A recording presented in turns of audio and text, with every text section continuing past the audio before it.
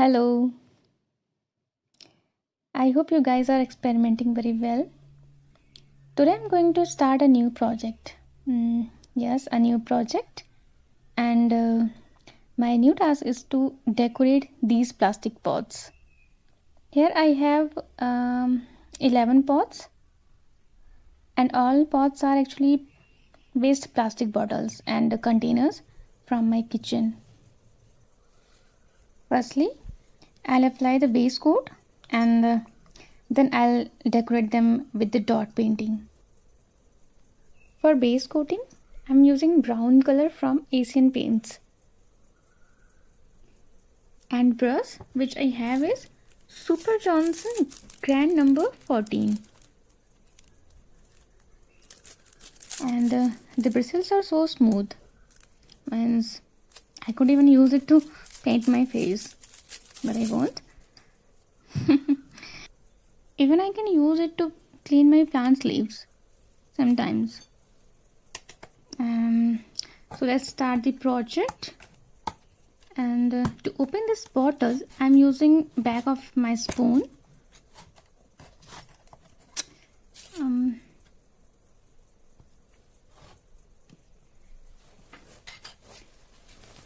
I need to mix it properly.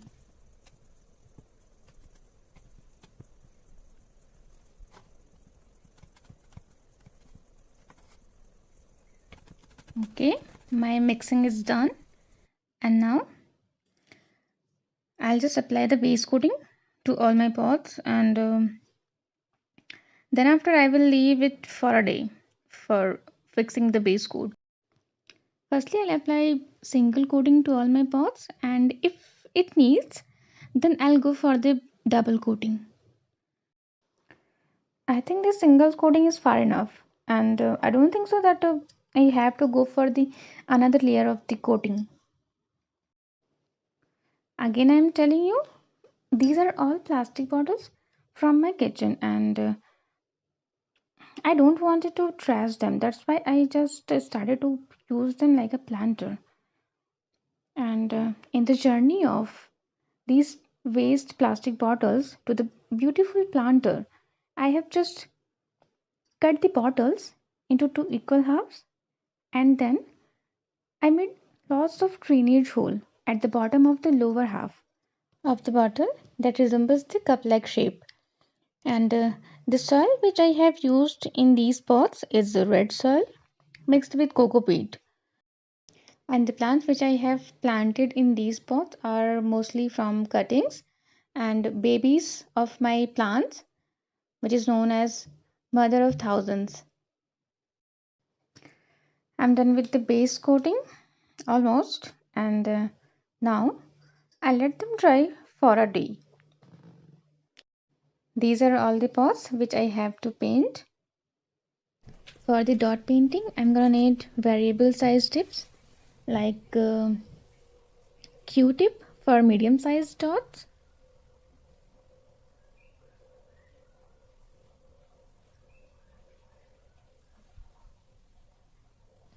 used agarbatti sticks for the smaller dots,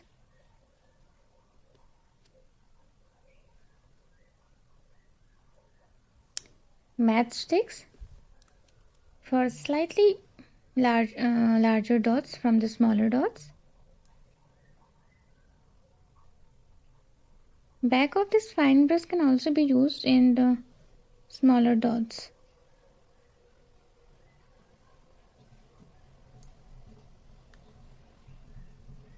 This one can be used for the smaller to medium sized dots.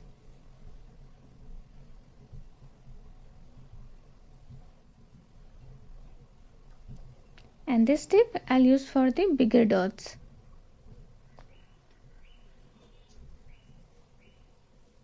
And second most important thing which I need is this fabric color.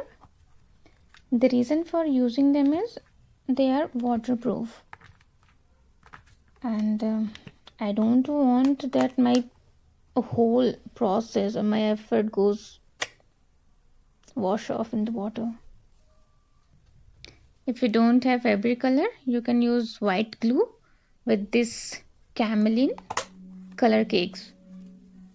And if you have this kind of colors, you can also use it with mixing Fevicol in it. And you need a fabric to wipe out your all the stains from the tips. Now this is the time for coloring. Let's color, and firstly fix this spot, and let's start dotting.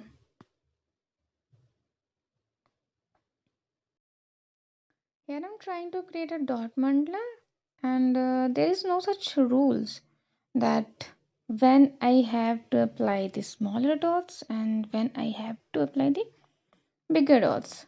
That's totally up to me. If you're getting peaks or bumps in your dots like mine, then try adding a small bit of water to your paints. It may be that your paint is just too thick. That's why just always try to use the gradient of colors, which I haven't used here, but I suggest that you should do it to enhance the gradient effect and to add some depth to the pattern. Paint smaller dots on the color dots of each row. I'm done with the first part, and let's start the next one. On this part, I'm painting flowers of two different styles. One is with the dotted work, and second one is by drawing small and tiny petals. These patterns are so simple, and the simplicity is making it so beautiful. I'm loving it.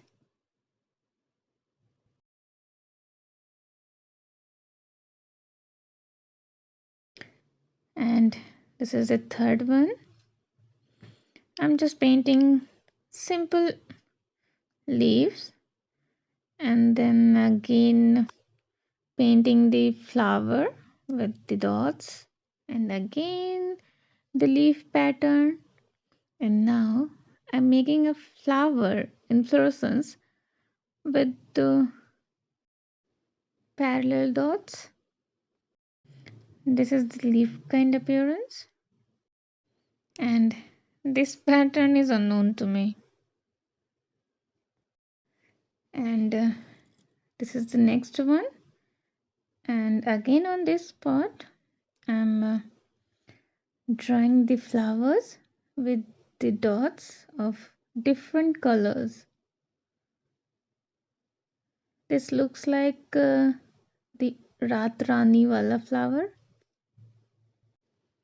And on this spot I'm drawing the leaves, giving the dotted edges.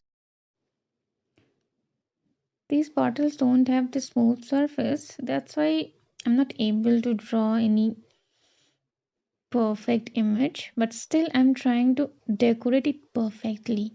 Means it can give me a good look at least. This is the Milkmaid Ula Dabba from my kitchen, and on this I'm doing the dot mandala. And to make it contrasting, I'm using the orange color and white color mostly. I'm not willing that you have to use the same pattern, but you can use it as a guideline for your painting. If you want to paint your pots, then here are some guidelines which you can use while painting your pots. The first one is slow down, be there, be in the moment.